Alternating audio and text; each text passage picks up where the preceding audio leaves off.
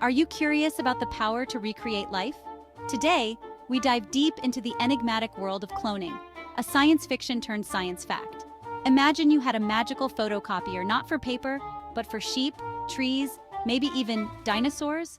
Well, welcome to the world of cloning, where scientists are turning imagination into reality. Let's start simple. Cloning is like baking a cake with the exact same ingredients every single time to ensure it tastes the same. Sounds cool, right? But it's not all Jurassic Park and endless fields of identical sheep. Each clone, from Dolly to the potential human ones, raises a storm of questions. Is it ethical? Is it safe? And yes, could it really bring back T-Rex?